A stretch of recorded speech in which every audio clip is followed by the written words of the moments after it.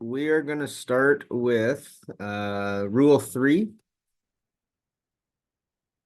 If I can just get my computer working. So Rule 3 covers 3 essential elements of golf competition. So first being, is it match play or stroke play? If it is match play, a player or players are playing against an opponent or opponents. If it's stroke play, players compete with one another based on total score. So a lot of our rules will have a difference in terms of their interpretation, whether it is match play or stroke play. Most of the rules apply in both forms of play, but certain rules apply in only one or the other. So we'll talk about that a little bit. So again, are players playing as individuals or with partners as part of a side, and is scoring gross, which means no handicap strokes are being applied or referred to as scratch competition, or net scores where handicap strokes would be applied, which we would refer to as a handicap competition. In match play, there are specific rules, particularly about concessions and giving information about the number of strokes taken, because the player and the opponents are competing solely against each other on every hole.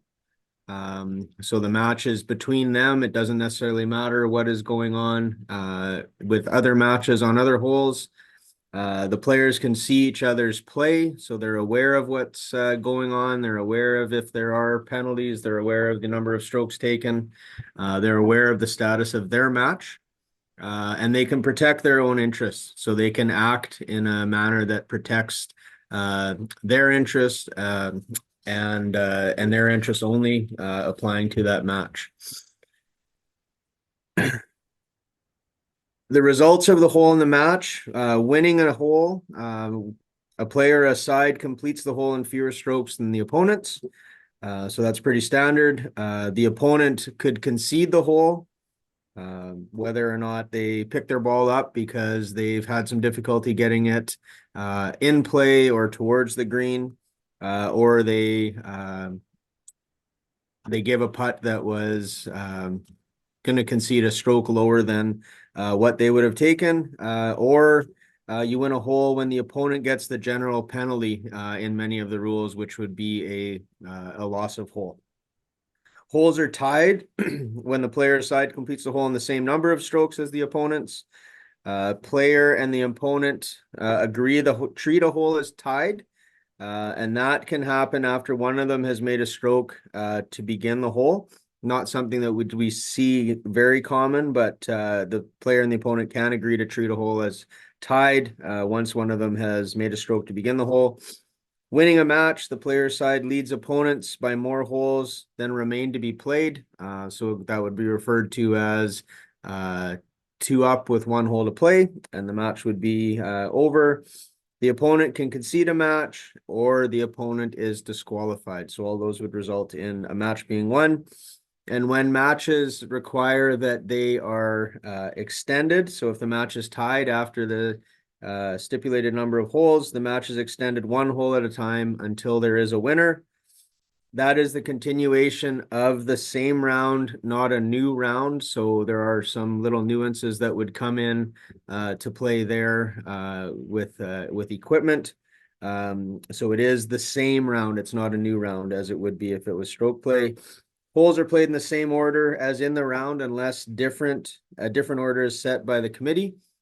So generally, we would go the same order that the course was played. And the terms of competition may say that a match can end in a tie rather than be extended, which you would see in something like the Ryder Cup or the President's Cup, where I shouldn't say President's Cup so quickly, but the Ryder Cup for sure, where a match could be end in a tie rather than extended. I think the President's Cup might be different. And then when the result is final, result of the match becomes final in the way stated by the committee. So when recorded on an official scoreboard or other identified place, or when the result is reported to a person identified by the committee. So a lot of times if we're out with the match play and we know a match is coming to the end, that match will the result of that match will be reported to one of us, and we'll radio it in. And once that occurs, that match will be considered final. And again, that comes into play when there is new information that a claim may be made, or when we're interpreting some disputes between players. In match play, the players are allowed to concede the next stroke. So that is allowed at any time before the next stroke is made. Doesn't necessarily have to be on the putting green. Opponent has then completed the hole with a score, including the stroke, and the ball can be removed by anyone. So if there is a concession that's made, the number of strokes that have been taken to that point plus the concession, that would be the score for the hole, and the ball can be removed by anyone. If the concession is made while the ball is in motion after the previous stroke, that applies to the next stroke until the ball is holed. So the stroke that counts that the ball was in motion for, and then that next stroke would be the conceded stroke. You can concede the next stroke by deflecting or stopping the opponent's ball in motion only when it's done specifically to concede the next stroke and there's no reasonable chance that the ball can be holed. When you concede a hole, you can anytime before the hole is completed, including before the player starts the hole. You can't agree to concede holes to each other to shorten the match. That would result in disqualification. And conceding the match can occur anytime before the match is decided, including before the players start the match. And that would not so much come in our competitions, but if it's something at the club level. Player and the opponent should tell each other their handicaps before the match.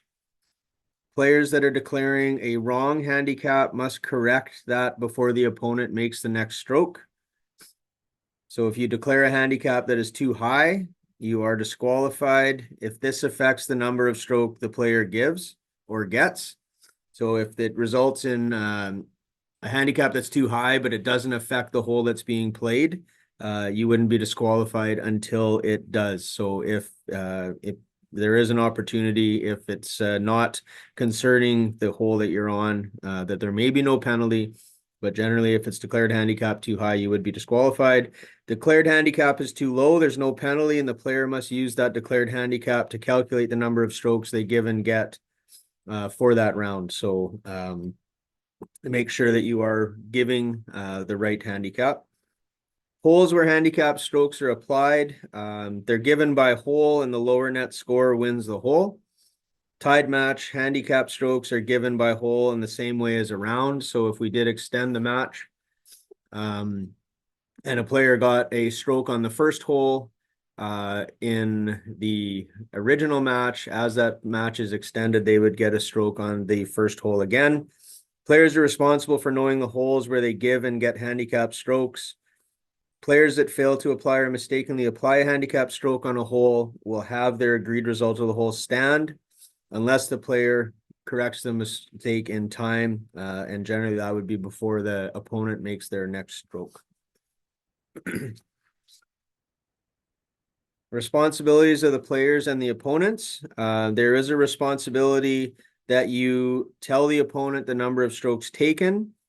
So at any time during the play of a hole or after a hole is completed, the opponent can ask a player for the number of strokes, which includes your strokes that you made and your penalty strokes. And the player is taken. The reason that this is so important is it can help the opponent decide how to play their next stroke. So they are entitled to know how many strokes have been made and how many penalty strokes have been incurred.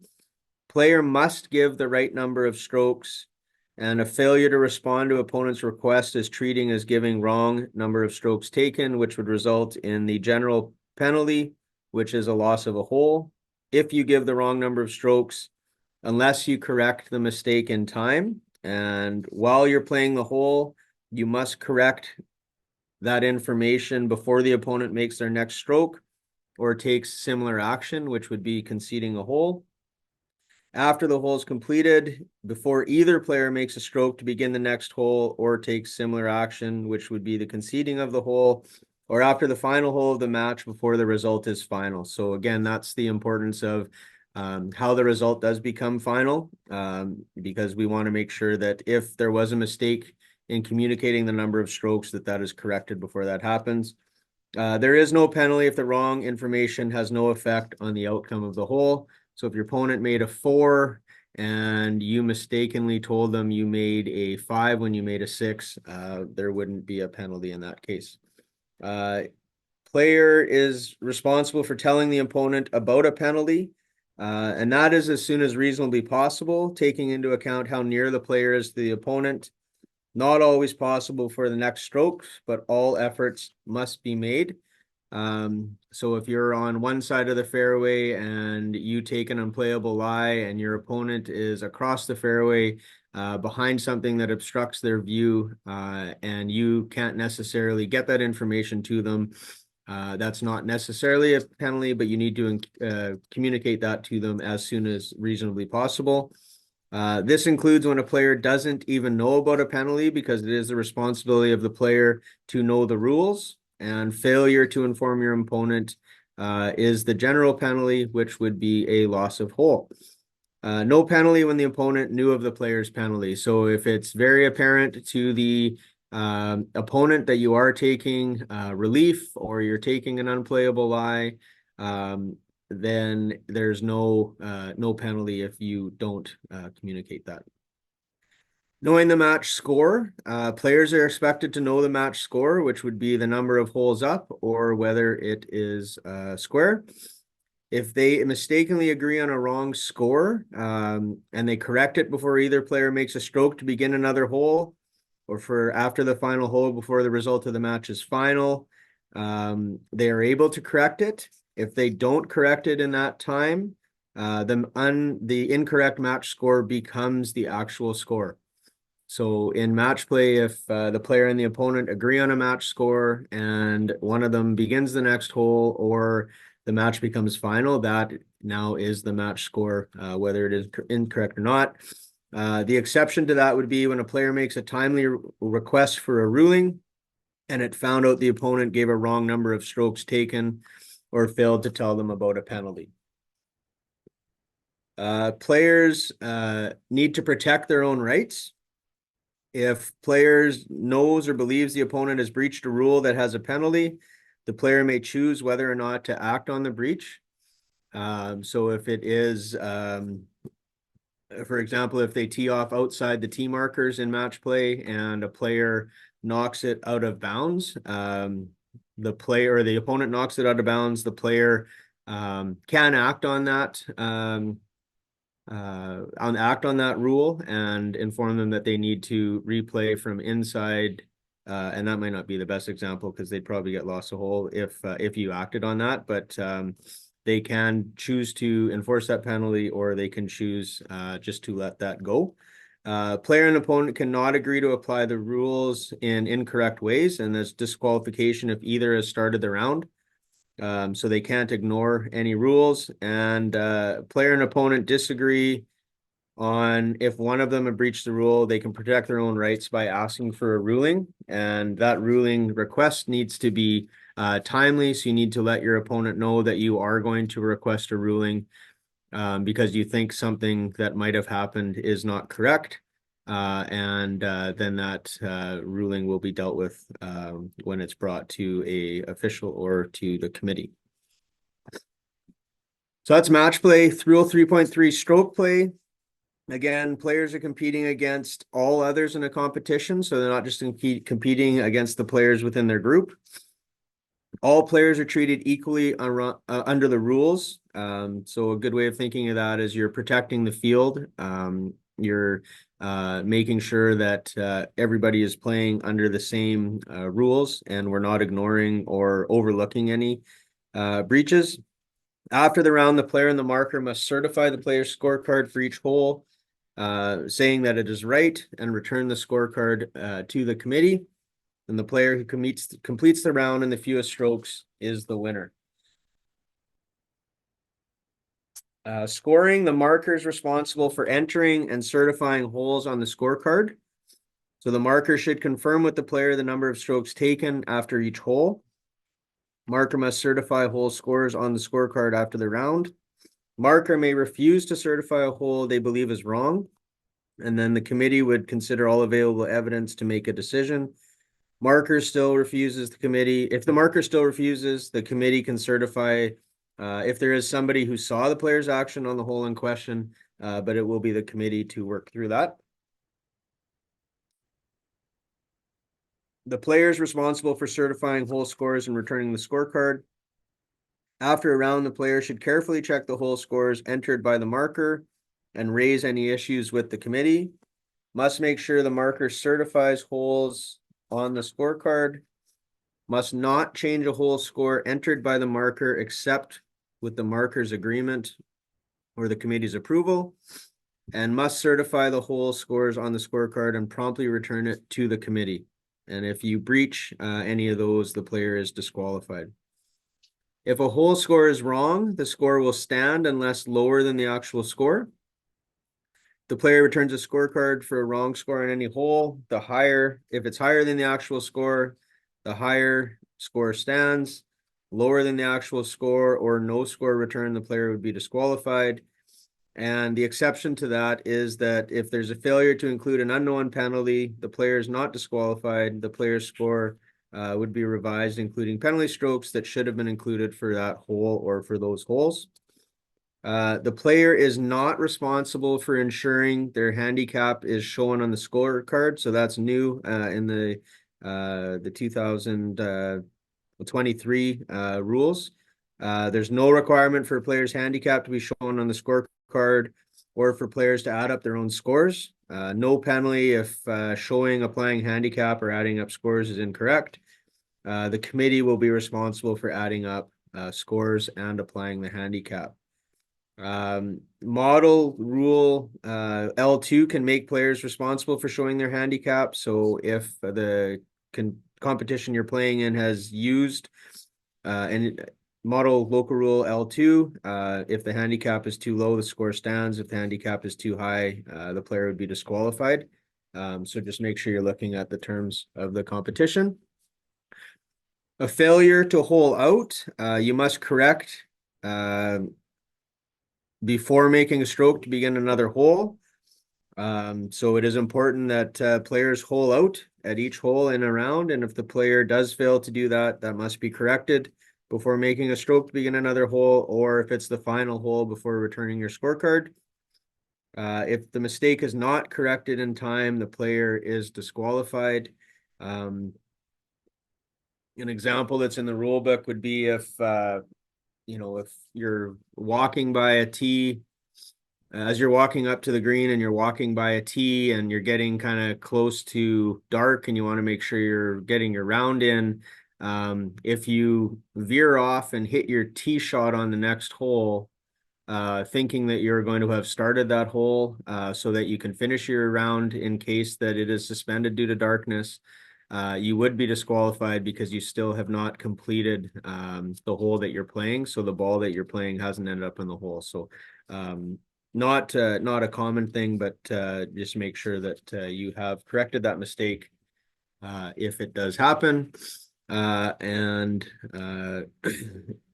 in stroke play, again, if you're in our competitions, there'll be a scorer's tent or area that you're going to return your scorecard to.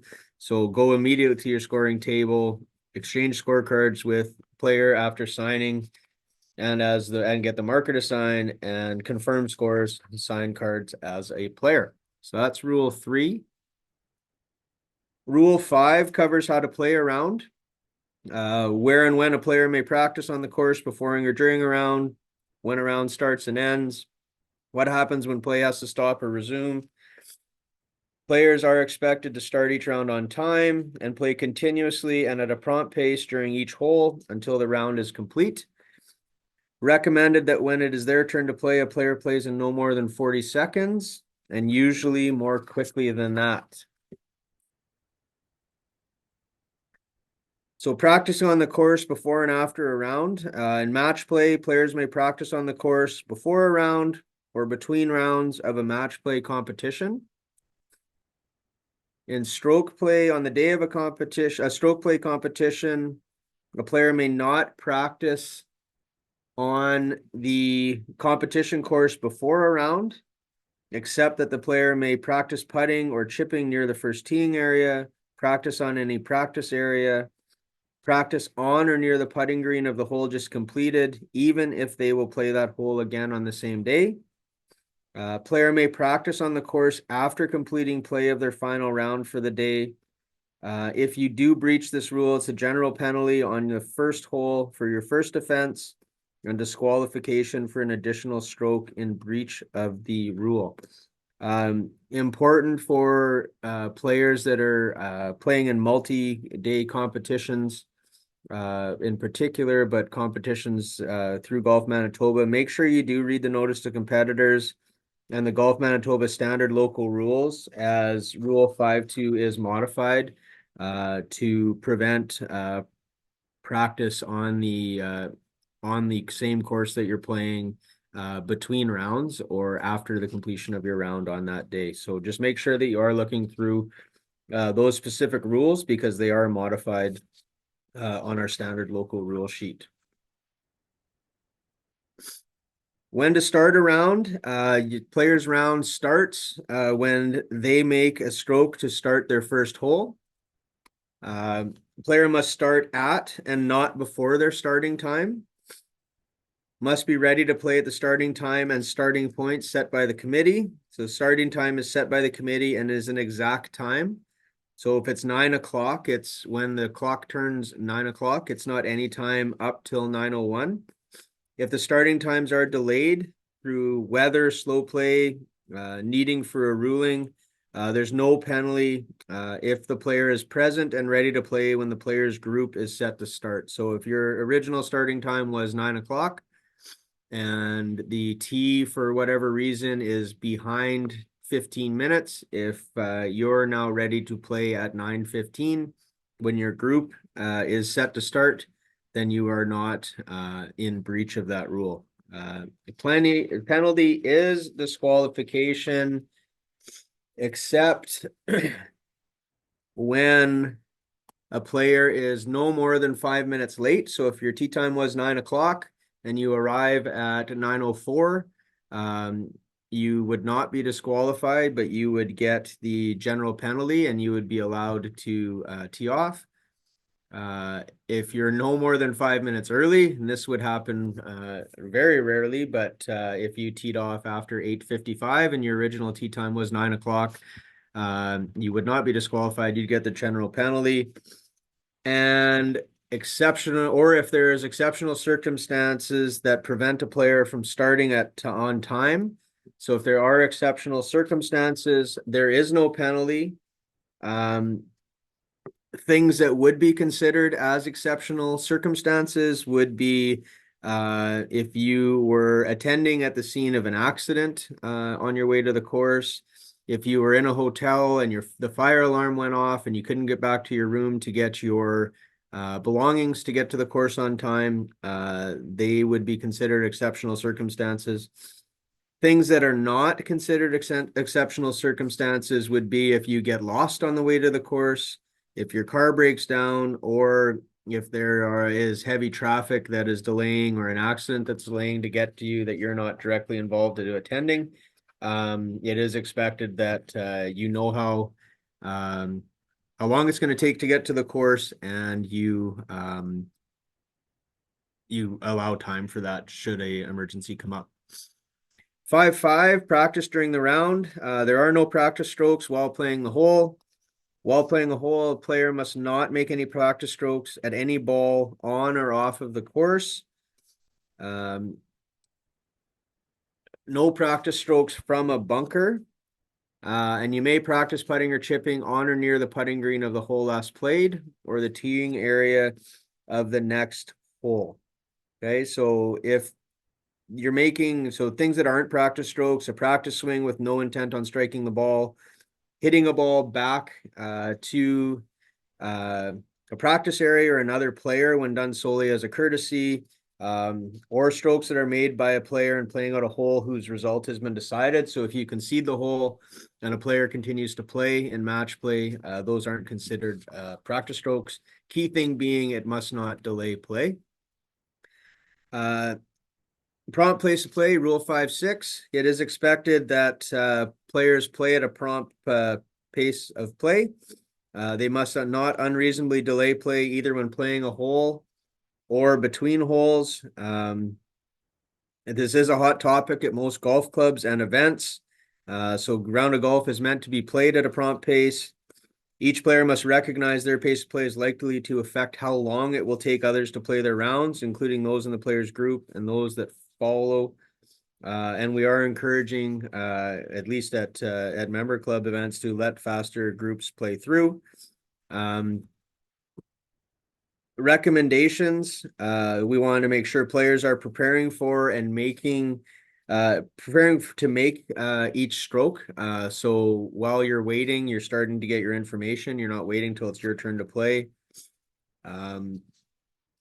Move from one place to another between stroke at a quick pace. Move quickly to the next teeing area after completing a hole, and be prepared for your stroke and be ready to play when it is your turn to play.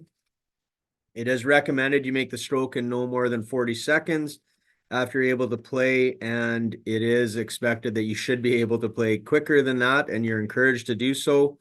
You are able to play at a turn to help with the pace of play. In match play, you may agree to play out of order to save time, but if you do make that agreement, you lose the right to recall a stroke. Stroke play encouraged to play ready golf, and committees are encouraged and will have a pace of play policy that may include the maximum time to complete a round, a hole, series of hole, and a stroke, and set penalties for not doing so. So to avoid that, just make sure you're playing in no more than 40 seconds. Excuse me. Rule 6 covers how to play a hole. Specific rules of the teeing area, which we covered last time. Requirement to use the same ball for an entire hole, except when substitution is allowed. The order of play and how to complete a hole. Big thing is just a reminder, anytime that you are touching your golf ball when allowed to do so, that you are marking it, so you are able to pick it up without penalty if proper to do so. And then also make sure that you do have some type of indication on your ball so you can identify it as yours. Those balls in the picture there are lots of different identifying marks, but try and make sure you are able to identify your ball. We want to make sure that with rule 6.3C, wrong ball, we want to make sure we don't make a stroke at a wrong ball. So we want to properly identify our ball. There is an exception if your ball is in water in the penalty area or in temporary water and it is moving. You would not get a penalty for making a stroke at a wrong ball, but all other balls that aren't yours on the golf course would be considered wrong balls. If you do make a stroke at a wrong ball, the stroke does not count. Players must correct the mistake under the rules by playing the right ball from its original spot or by taking relief under the rule. Penalties for playing a wrong ball in breach of 6.3C.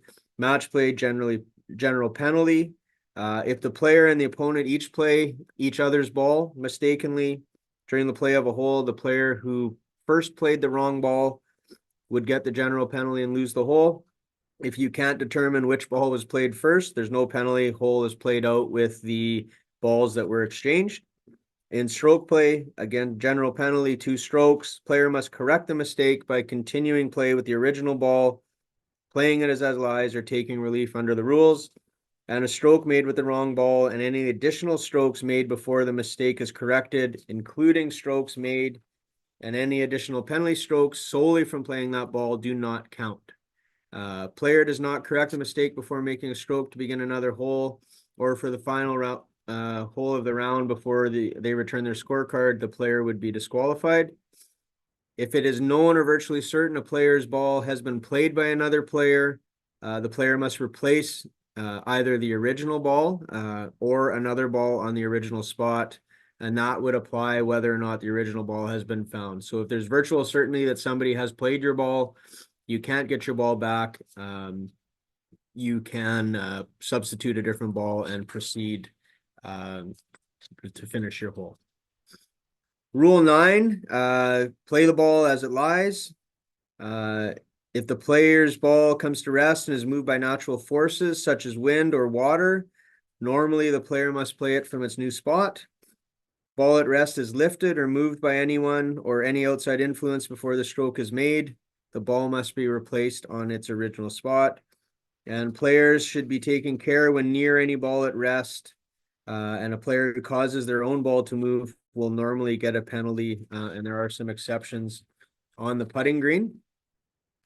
Play the ball as it lies. Rule 9.1, except when the rules allow or require the player to play the ball from another place on the course or to lift a ball and then replace it on its original spot.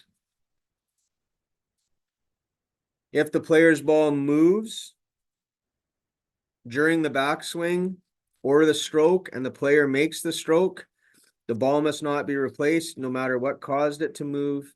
And instead, the player must play the ball from where it comes to rest after the stroke. So if you started your backswing or your stroke and the player continues through and the ball has moved, there is no penalty, but the player plays the ball from where it came to rest. Rule 9.2a, deciding whether the ball moved.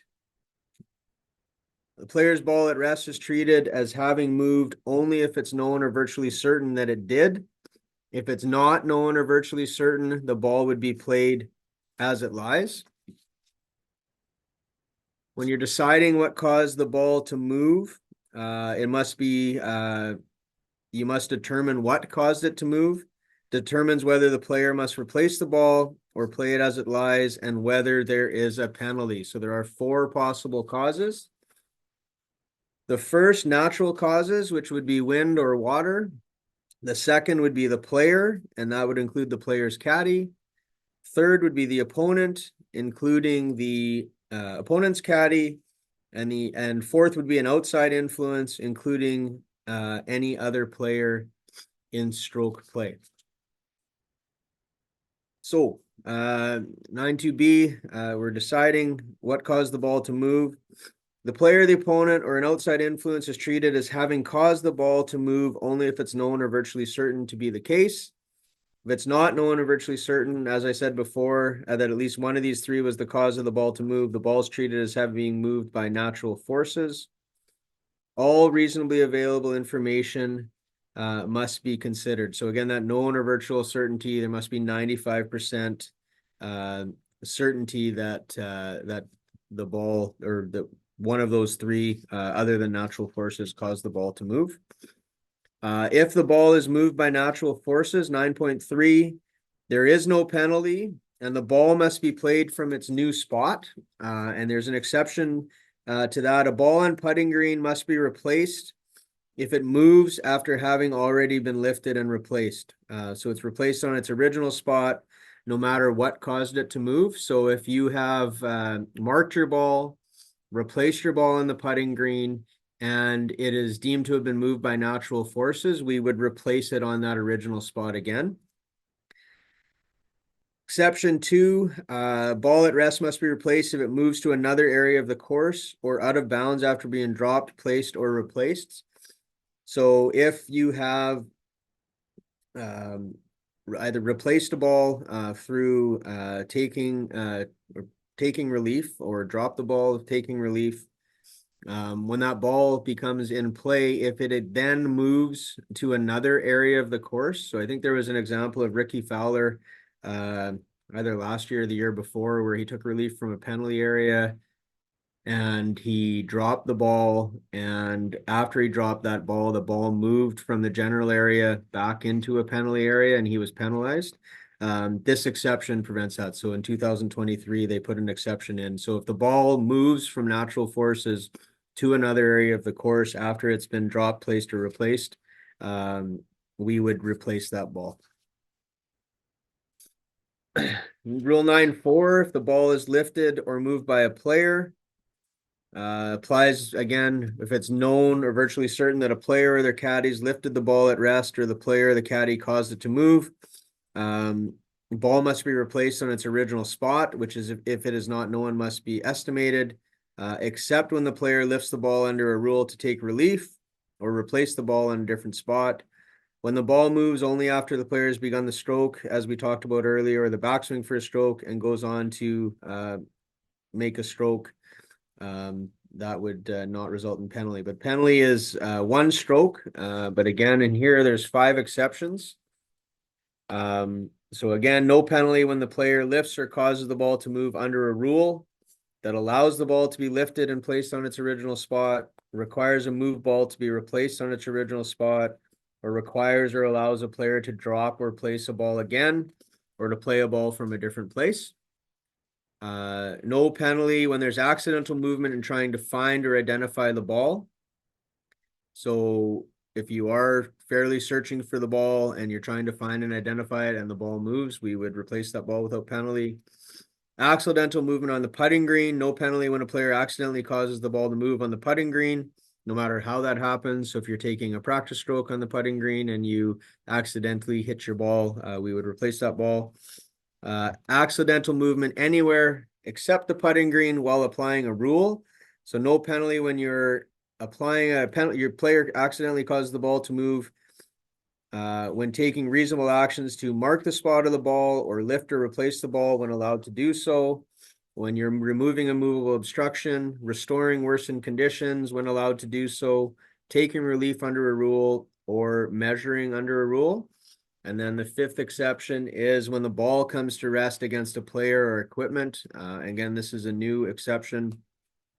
No penalty if after a player's ball comes to rest against a player or their equipment as a result of a stroke or dropping the ball and the player causes the ball to move when they move or when they remove their equipment. So that is under the exception and results in no penalty. Rule 9.5, ball lifted or moved by an opponent. If an opponent lifts or moves the player's ball at rest, the ball must be replaced on its original spot, and the opponent gets 1 penalty stroke. Again, some exceptions. No penalty when the opponent moves or lifts the player's ball under when they're allowed to lift the player's ball. That could be when they're conceding the next stroke or at the player's request. No penalty if the opponent is marking and lifting the player's ball on the putting green by mistake. So if they believe it's their own ball and they mark it and pick it up and then realize it's the player's ball, they're allowed to replace that. And then under exceptions 2, 3, 4, and 5 for the player, those apply to the opponent as well. And rule 9.6, if it is known or virtually certain that an outside influence, including another player in stroke play or another ball, has lifted or moved a player's ball at rest, there is no penalty. The ball must be replaced on its original spot.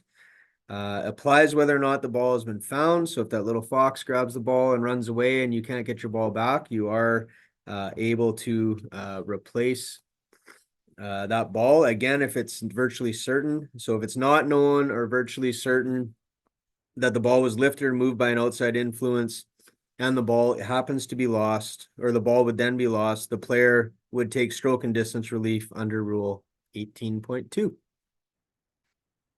And that is the end of, oh, pardon me, one more. Rule 9.7, ball marker lifted or moved.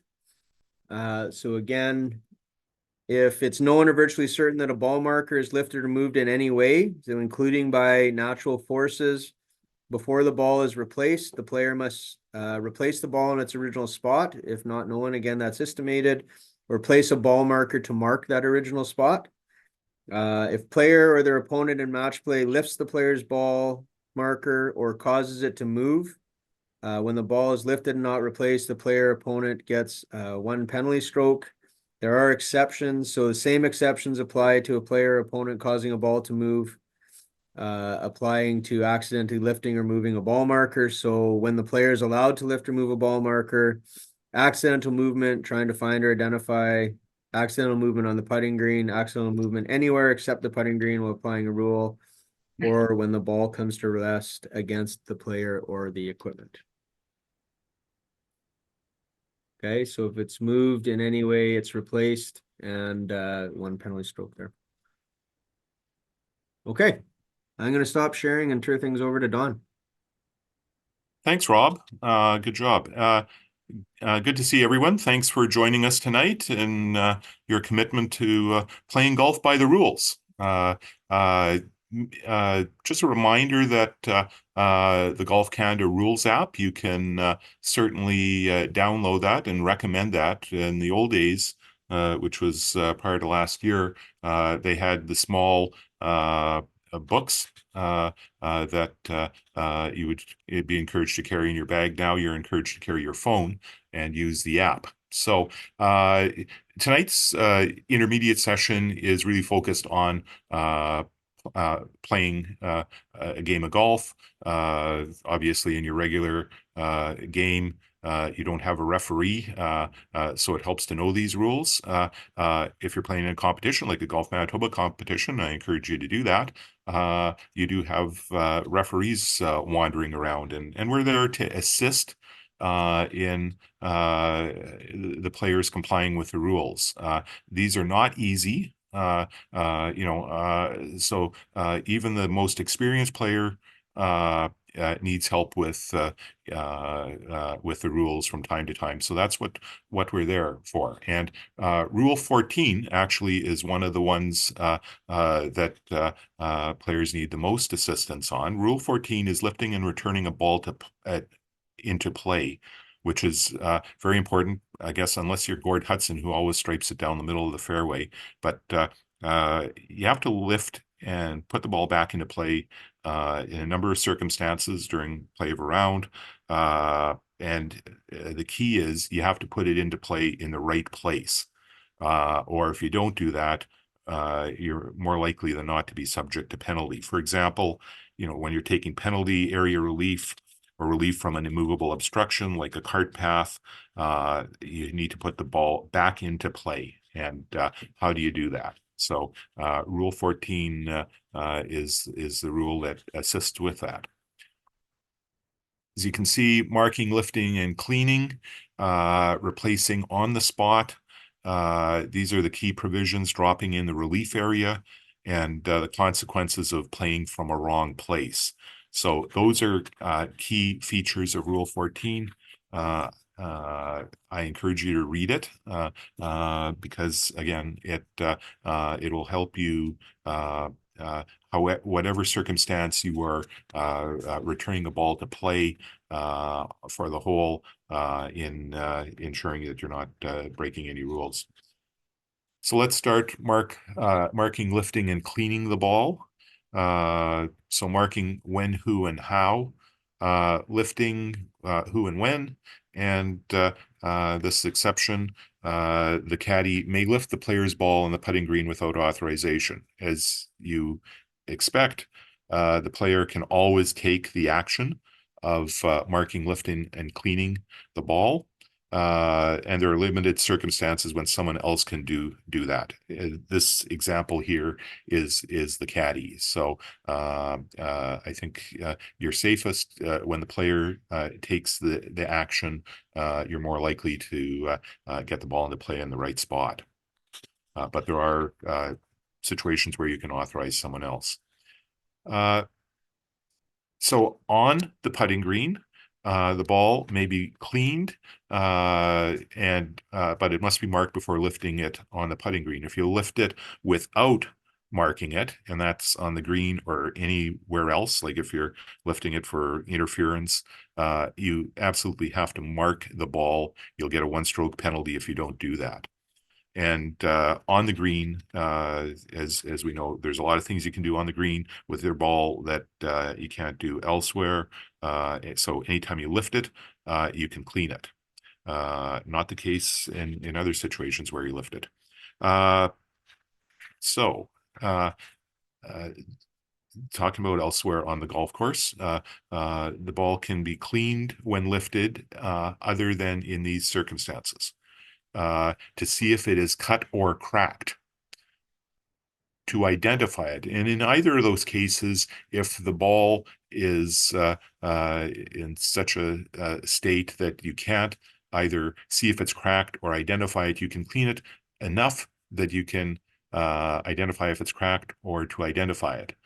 You don't have to replace the mud on the ball once you identify it, but you cannot clean more than allows you to identify or determine its status. If it interferes with play, you cannot clean the ball. You probably see players, they pick the ball up with their thumb and index finger and hold it away from their body. They don't stick it in their pocket. That's when the ball is lifted because it is interfering in play. That's so that the ball is not inadvertently cleaned. And you can also lift it to see if it is in a condition where relief is allowed. Yeah, just to determine where the ball is. So remember these. Often we as referees get the question where players lifted the ball, can I clean it? You want to know those situations. If you lift a ball under a rule, such as an immovable obstruction like a cart path, you can always clean it. So ball is on cart path, you take immovable obstruction relief. Before you drop it in the relief area, you can clean that ball. Replacing the ball on the spot. Okay, original ball must be used. So the ball you started with on the hole must be used until you complete the hole with a few exceptions. So the exceptions are listed here. When the original cannot be recovered within a few seconds, if it's cut or cracked, after suspension, so you don't have to remember what ball you used if play was suspended in the midst of playing a hole, or when your original ball was played by another player, so you don't have to track that ball down, nor do you have to track Rob's Fox down. Uh, uh, you're not allowed to change balls. I'll give an example on the putting green, just so you can use your lucky putting ball. So I'm sure none of you do that. Okay, replaced means setting it down on the spot and letting go of the ball so it stays there. So that's when you know the exact spot of the ball, such as when you have marked it, like this situation here. The ball must always be replaced by the player or any person who lifted or moved it. So if partner in match play,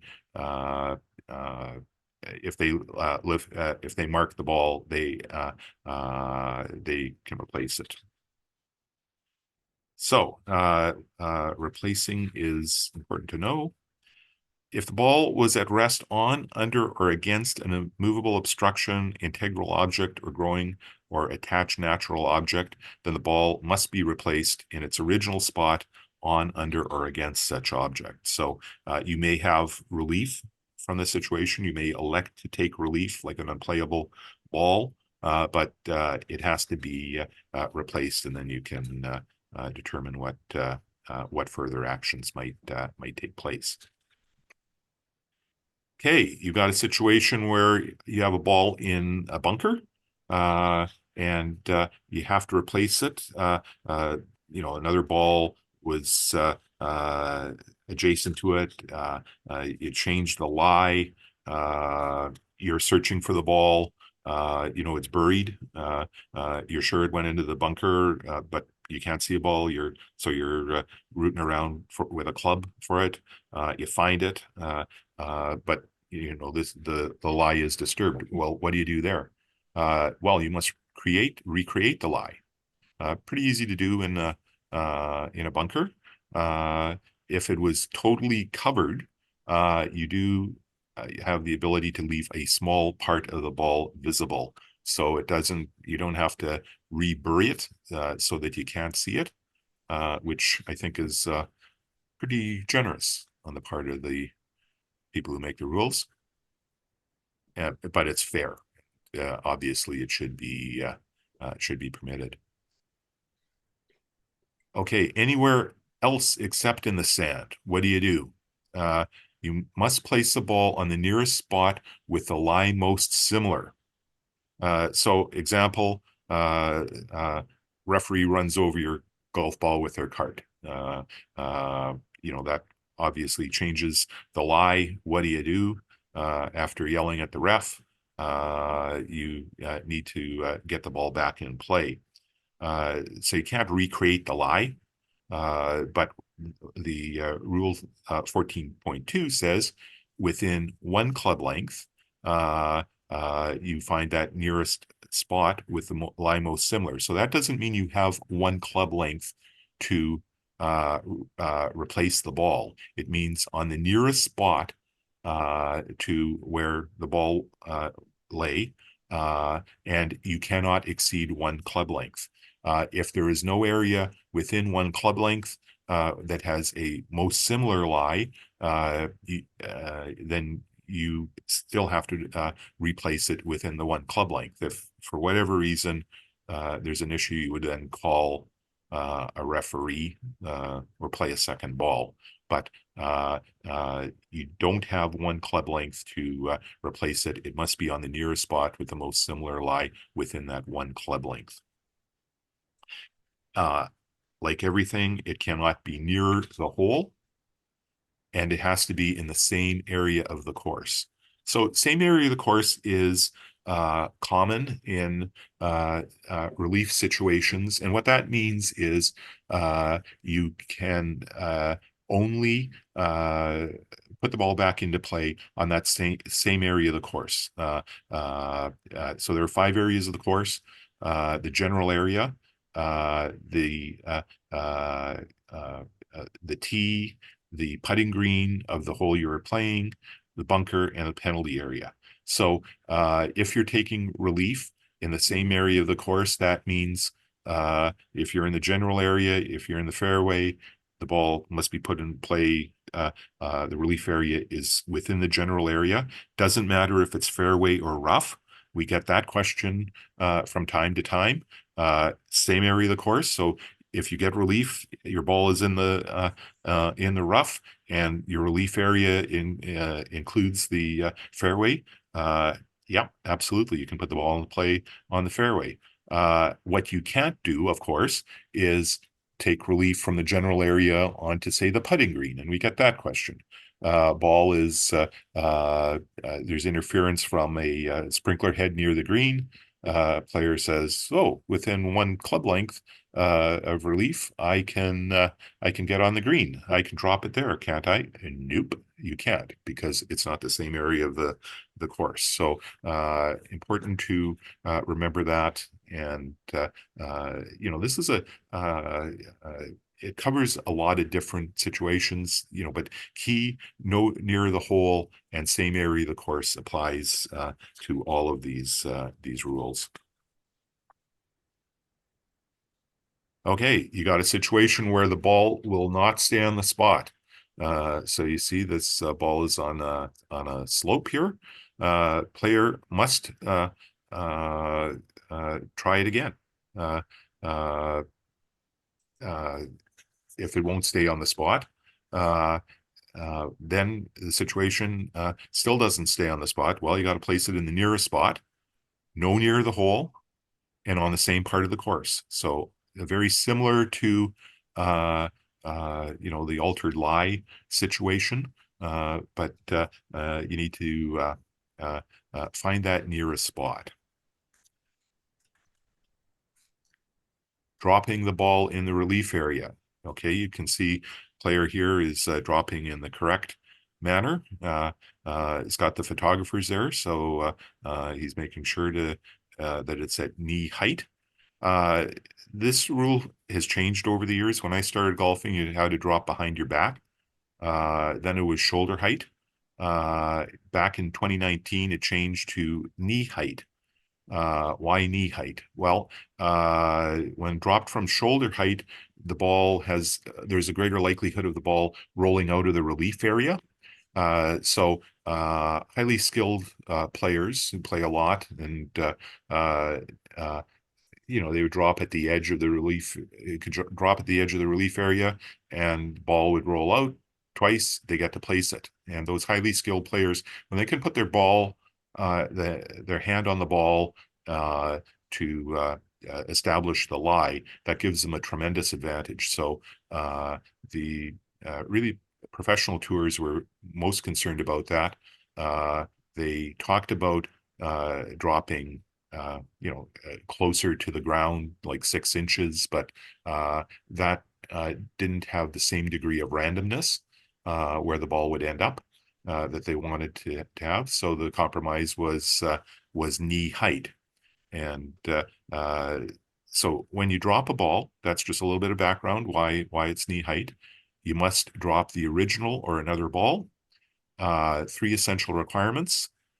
Player must drop the ball. No situation where anyone other than the player drops the ball. It must be dropped from knee height, as I said, and it must be dropped in the relief area. So the ball must hit the ground within the relief area. Dropping the ball in the relief area, as we said, the player must drop the ball, let go from knee height. It must fall straight down, so you can't, put some English on it, or you simply drop the ball. It must not touch any part of the player's body or equipment before touching the ground. If it touches the player's body or equipment after touching the ground, ball is still in play. That doesn't mean you redrop. And knee height is the height of the player's knee when they are standing. So again, you see the player here, looks like Gary Woodland, is dropping the ball properly. And this is just a diagram showing correct and incorrect heights. First one, obviously, that is knee height. But in the second one, she's dropping not at knee height. Down on the second level, you could, people have different physical capabilities. You can go down on a knee to be able to drop it at knee height. That is totally acceptable. And knee height is your knee height when you're standing. Okay. You have to drop in the relief area, and the player can stand inside or outside the relief area when dropping. You say, well, what's the importance of that? Well, it may be important depending on how big your relief area is. There may not be a lot of room in that relief area. So just so you know, you don't have to be inside the relief area when you drop. There we go. That is a bad drop. Ball is dropped in the wrong way, and he should know better. So not covered by the 3 requirements that we've just gone through. The ball must be dropped in the right way. There is no limit to the number of times you drop it.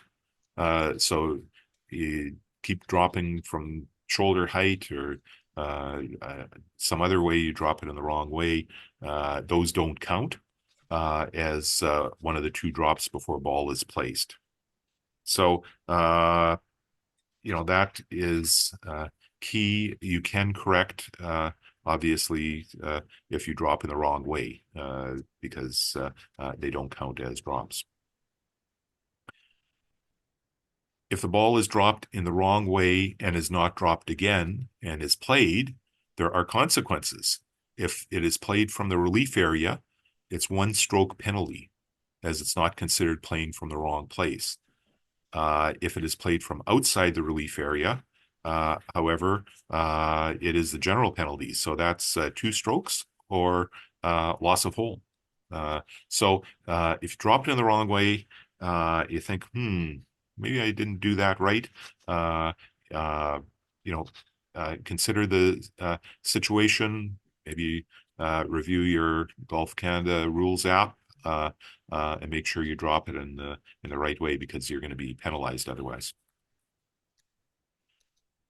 The ball must come to rest within the relief area. And when we talk about the relief area, that's the uh, 1 or 2 club length, which we'll talk about. Just a handy reminder, uh, uh, 2 club lengths is when you've paid for the relief with a penalty stroke. 1 club length is where it is free relief, say an immovable obstruction, or it is ground under repair, temporary water. Those are all 1 club length. And you find the nearest point of complete relief that establishes your reference point, and then the club lengths are from that reference point. As you know, club length is always the longest club in your bag, other than your putter. So typically the driver. So the ball must come to rest within this relief area. If after hitting the ground, the ball is in the relief area, your ball is in play, and the referee will say you're good to go. This is the case even if it touches the person, equipment, or another object. However, if the ball rolls out of the relief area, you have to drop the ball again. And if after a second dropped ball comes to rest outside the relief area, you place the ball at the spot where the ball dropped the second time where it first touched the ground. So I think most golfers are familiar with that drop place.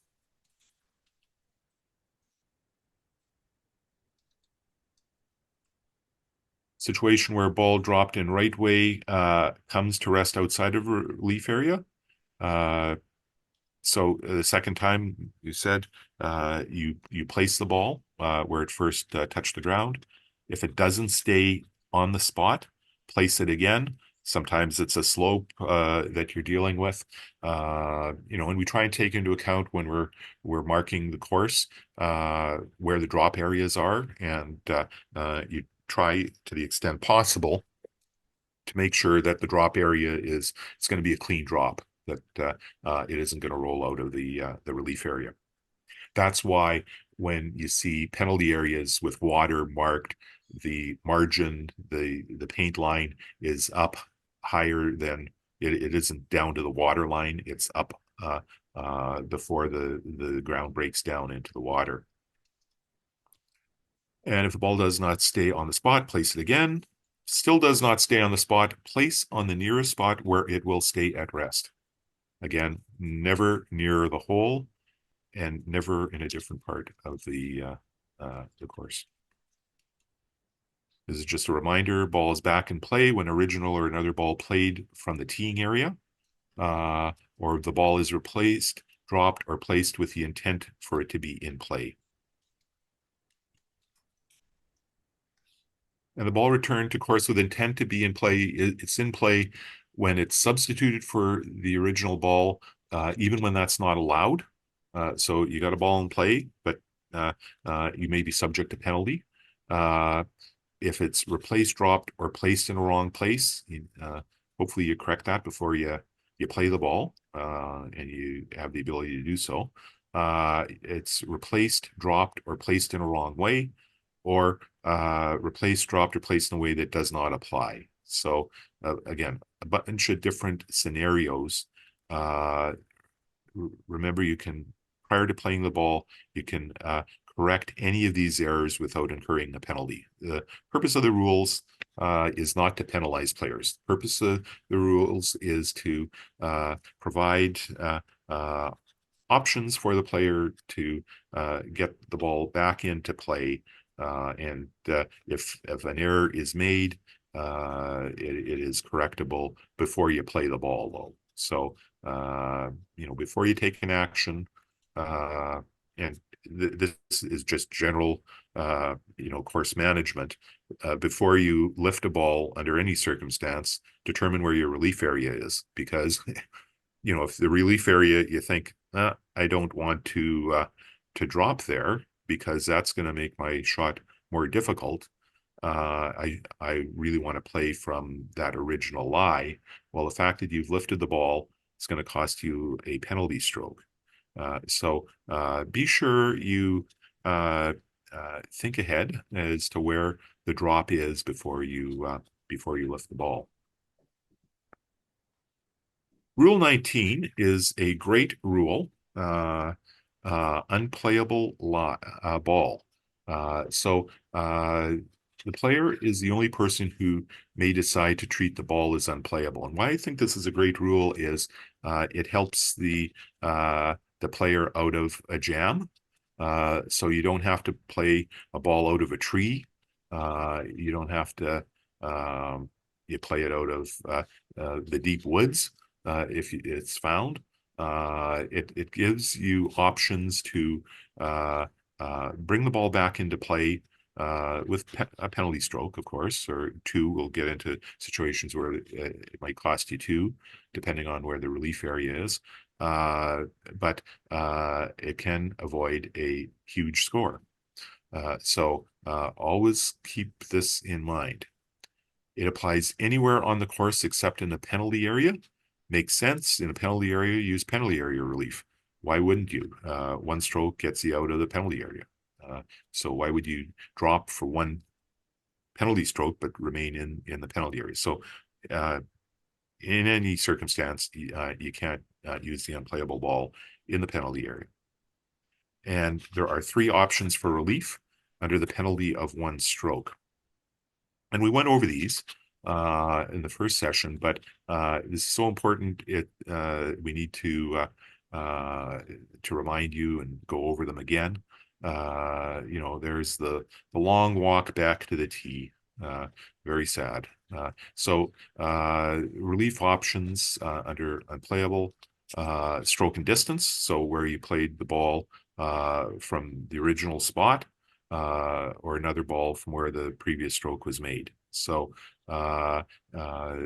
that's an option for you. In this case, I think that's Phil Mickelson. The ball was found and it was in an unplayable, and the only option was to go back to the tee where the ball had been played. So, unfortunate situation where the ball was found in a spot where stroke and distance was the only option. Back on the line relief. You may have observed Rory McIlroy a couple of weeks ago, he at Pebble Beach, although this was not played at Pebble Beach. It was one of the other courses, I believe. And he made an error that cost him two strokes. What was that error? Back on the line relief, he took unplayable. The reference point is the point selected back on the line from the hole through the spot where the ball lies. No limit on distance. So your reference point is the line. Rory's error was he thought he could drop his ball within one club length of the line. And that's what the rule used to say. But since 2023, there's been a clarification on that.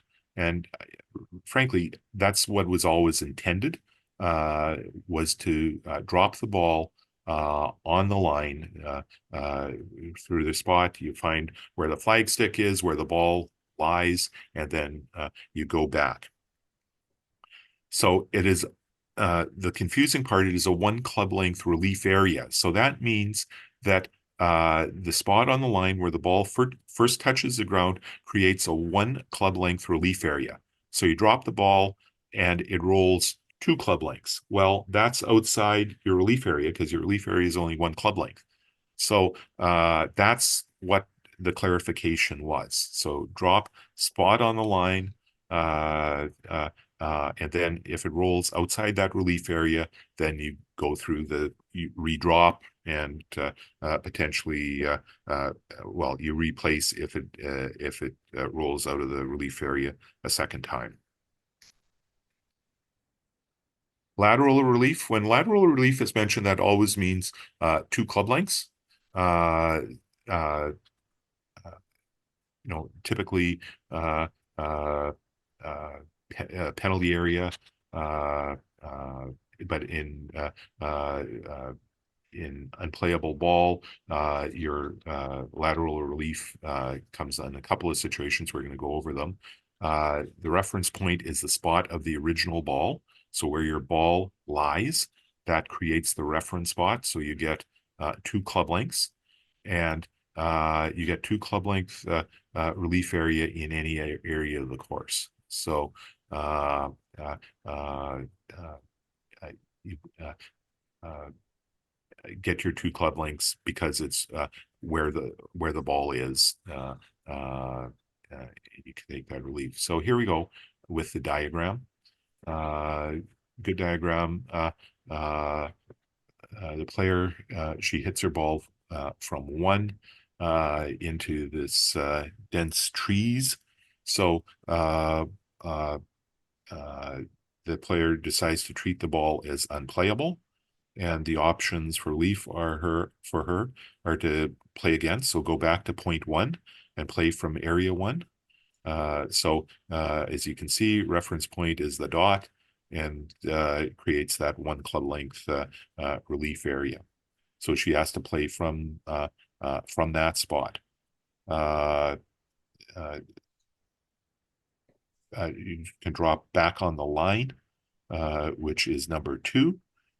Select a point on line 2 and drop the ball on the spot, and you have the 1 club length relief area. And number 3 is drop the ball within 2 club lengths of the ball's position. So you must, that may or may not get you out of the trees there. So you got to figure out which option is best for you, and hopefully one will be good. Don, it's Gord here. Can I just jump in for a second? Yeah. Because this is an old slide. Just a reminder of number 2 is actually a circle now. It's not a semicircle, right? Yes. On the back of the line relief. Yes. No, it's a circle because it's not near the nearest spot isn't nearer to the hole than where the ball is. So yeah, no, that's a good catch there, Gord. So yeah, it isn't, the semicircle is behind, that's where but you're not near the hole where your drop area is. So the 1 club length is a circular area. Thank you for that. Okay, what about if you're in a bunker? You can still take an unplayable ball in the bunker. There are the normal 3 relief options: stroke and distance, back on the line, but the ball must be dropped in the bunker. And this is under penalty of 1 stroke, remember.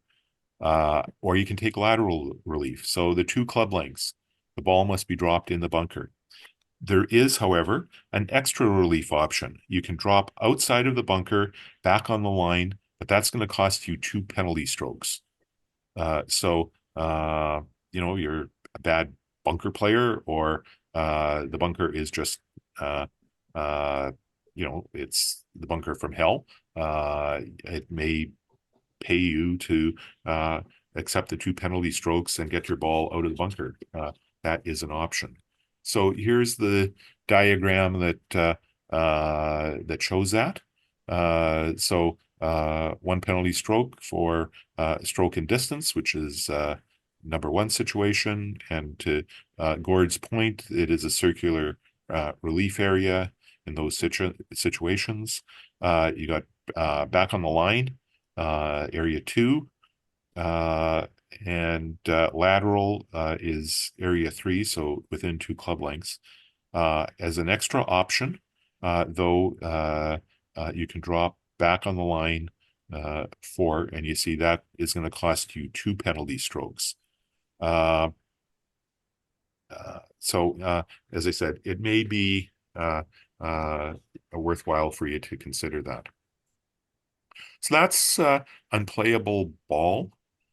Rule 20 is resolving rules issues during the round, ruling by the referee and committee. Committee, when we say committee is the tournament committee or tournament rules committee of Golf Manitoba. So it'll be David and one or more referees, however it's set up depending on the event.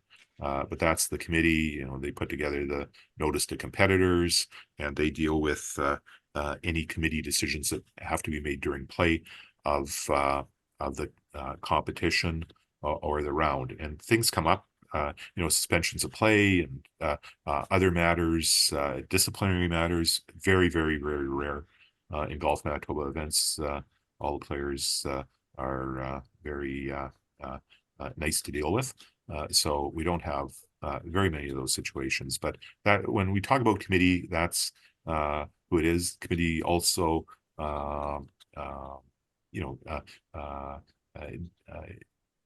it considers like if two balls are played and like. So we'll talk about that. If referee or committee not available in a reasonable time, player has to decide what to do and play on. You can't just sit down and wait for a referee. The player in stroke play only may protect their rights by asking for or by playing two balls in stroke play. On every Golf Manitoba notice to competitors, the procedure for playing two balls is set out on the notice to competitors. In match play, it's a little different, as Rob says. It's really decided within the match with your opponent. If you can't come to agreement, however, which is the preferred way, a ruling request can be made before the result of the match is final. So, as I said, you play on, or normally we're pretty accessible for rulings. Wave a towel, call the cell phone number on the notice of competitors. We'll be there as quickly as we can. So normally those can be dealt with. There is situations where ruling requests can be made after result of match is final. That would be if there was some egregious breach of rules. But for the most part, once the match is decided, it's decided. But clearly, if wrong information was given intentionally, that'd be a situation where it would be reviewed. And absolutely no right to play two balls in match play. And we don't have a lot of match play in Canada or the US. It's great format. We do have the match play championship, Golf Manitoba. It's a fun format, a lot of strategy. It's head-to-head competition, and you can play with partners too. So it's it doesn't always have to be one-on-one. So deciding rules issues in match play has been dealt with. In stroke play, you don't have a right to decide rules issues by agreement. As Rob said, you have to protect the field. So, what the person who you're golfing with says is the rule, that isn't necessarily the case. And if you rely on that advice and you do something wrong, you can be subject to penalty. And if you play, if it's a serious breach, play from a wrong place, you can end up getting disqualified. So be aware of the rules, ask for help when you need it, and you'll get that. Players have to protect other players in the competition. That applies in rules, that implies in scorekeeping. That's why you have a marker in competitive events. Everyone, golf is a wonderful sport where honor is paramount, and you ensure that the competition is played fairly for everyone. Mentioned two balls when uncertain what to do. And when that happens, you must inform a referee or the scorers before the score is submitted. and the committee will make a decision on the score of the hole. So you play 2 balls, you have 2 different scores. There's a process by which is determined which ball will count, and that is your score for the hole. But you must inform the committee. Player has no right to appeal a referee's ruling to the committee. Yeah, but Golf Manitoba, we've always permitted a second ruling in those situations. The referee who gave the original ruling backs off, lets the second referee make the ruling, and then that ruling is final.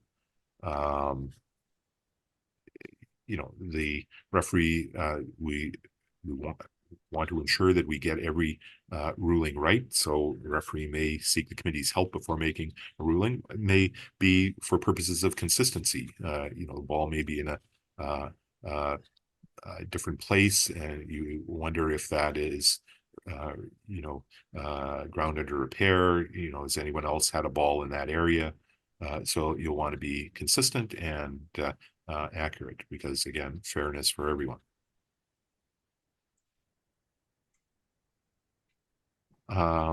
So when there's no referee to give a ruling, or when a referee refers a ruling to the committee, ruling will be given by the committee and ruling is final. If for some reason committee can't reach a decision, it may refer the issue to the Golf Canada Rules of Golf Committee, whose decision is final. So players lots of rights, as they should have, to make sure that they get the correct ruling. Any situation not covered by the rules should be decided by the committee by considering all of the circumstances and treating the situation in a way that is reasonable, fair, and consistent with how similar situations are treated under the rules. So again, what is fair in the circumstances? So that's Rule 20. There are rules past Rule 20. In fact, there are 25 rules. The others deal with different formats, foursomes like alternate shot, 4-ball, and those can be played under stroke play or match play, Stableford, and Rule 25 is for all abilities, rules to permit players who have some challenges to play in accordance with the rules. We have an all abilities competition at Golf Manitoba, so Rule 25 applies there. So that's just a quick run through. A couple of housekeeping matters. I see a lot of questions being asked. Since I've been presenting, I don't know that they're all being answered, but we'll answer all of your questions. If you at any time you have a question, feel free to contact any of us directly. Contact David, the Golf Manitoba office will get you a ruling. And there's lots of confusing situations out there. We all, during the course of the season, we get inquiries. So we're more than happy to provide that reference or support to you. We are more than happy to go to clubs to do rules presentations. And we welcome it, because we're kind of rules geeks, and the more people who know to help them in situations. Nobody wants to be in a situation where they don't know what to do. And some basic rules knowledge is helpful there. There's lots of videos. The golf associations have videos on general rules or specific rules. So a lot of support out there.